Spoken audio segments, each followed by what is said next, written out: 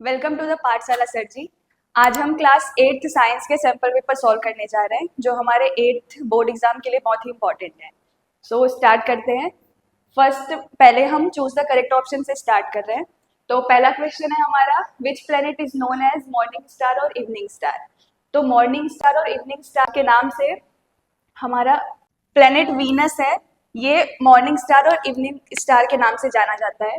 और वीनस के बारे में हम और क्या जान सकते हैं, ये हमारा सेकंड प्लेनेट है सन से। सेकंड क्वेश्चन है हमारा, PT is a type of. तो पहले हम लोग पीटी का फुल फॉर्म जान लेते हैं। पीटी का फुल फॉर्म क्या होता है? तो पीटी है पॉलीएथिलीन। मैं यहाँ पे लिख देती हूँ।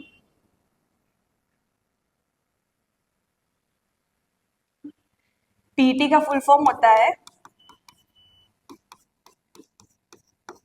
पॉलीएथिलीन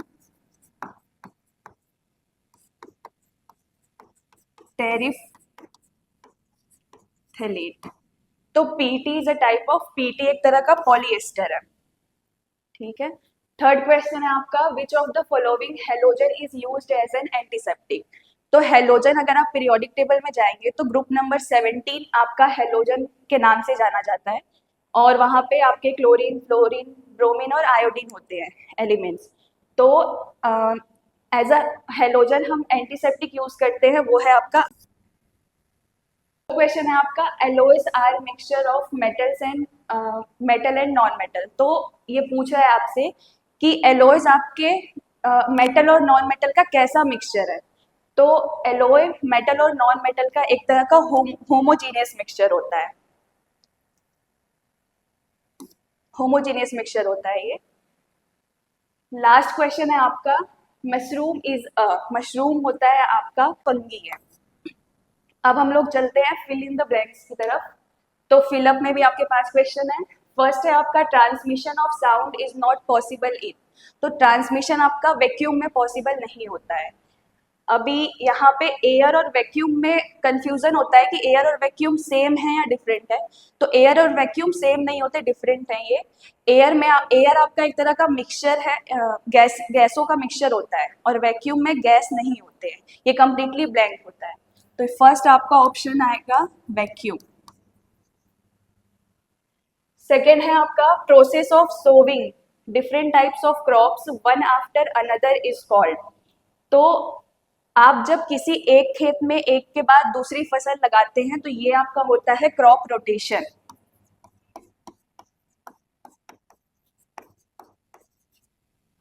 थर्ड क्वेश्चन है आपका, by making a surface rough friction can be. अगर आप किसी सरफेस को रफ बना रहे हैं या स्मूथ कर रहे हैं, तो अगर आप स्मूथ करेंगे सरफेस को तो आपका फ्रिक्शन डिक्रीज होगा, और अगर आप सरफेस को रफ करते जा रहे हैं जितना, तो आपका फ्रिक्शन इंक्रीज होता जाएगा। इसके बाद फोर्थ क्वेश्चन है आपका, hormones can be secreted by. तो हॉर्मोन्स सेक्रेट होते हैं एंडोक्रिन ग्लैंड के थ्रू।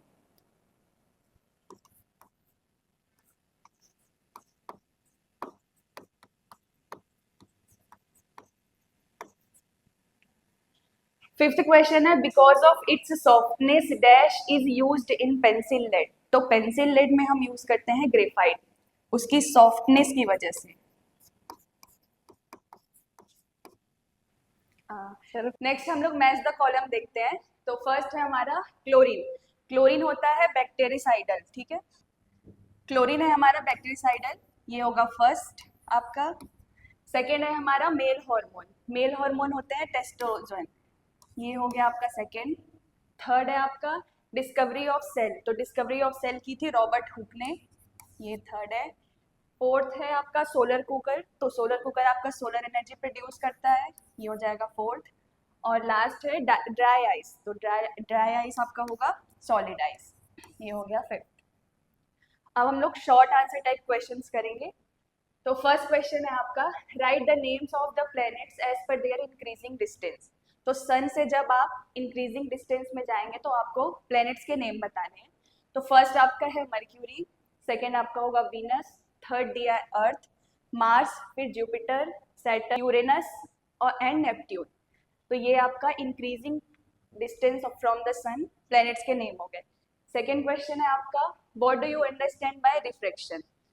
तो रिफ्रैक्शन में पहले मैं आपको एक ड्रॉ से एक्सप्लेन करती हूँ। ये जैसे इसमें पहले पढ़ लेते हैं।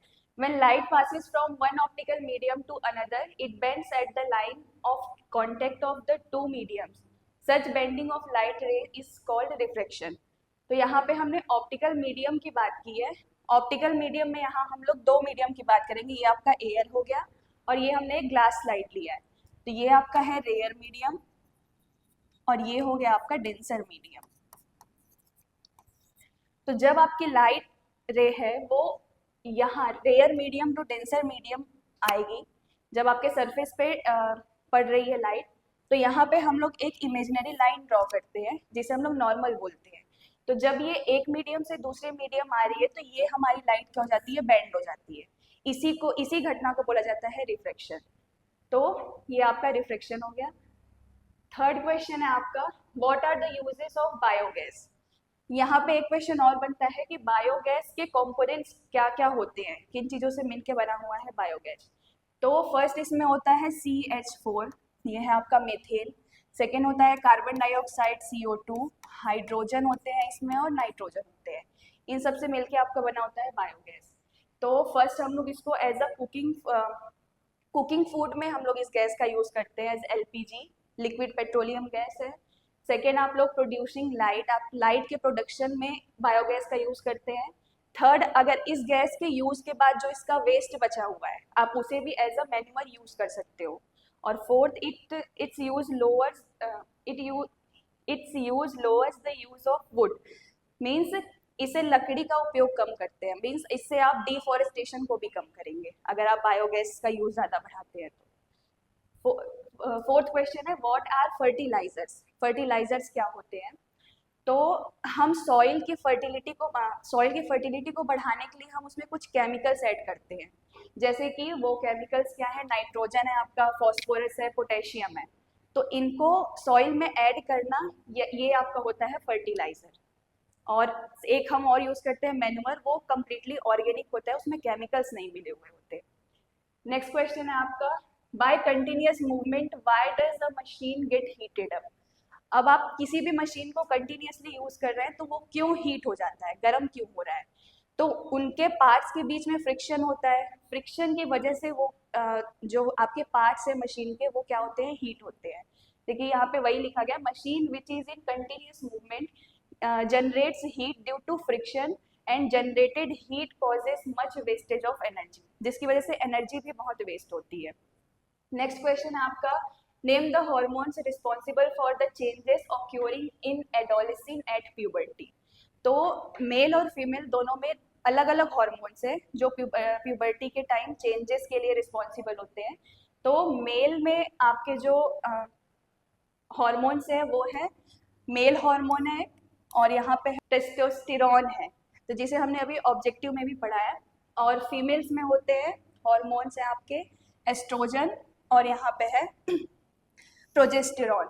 ये तीन हॉर्मोन्स हैं जो आपके मेल और फीमेल में रिस्पॉन्सिबल होते हैं।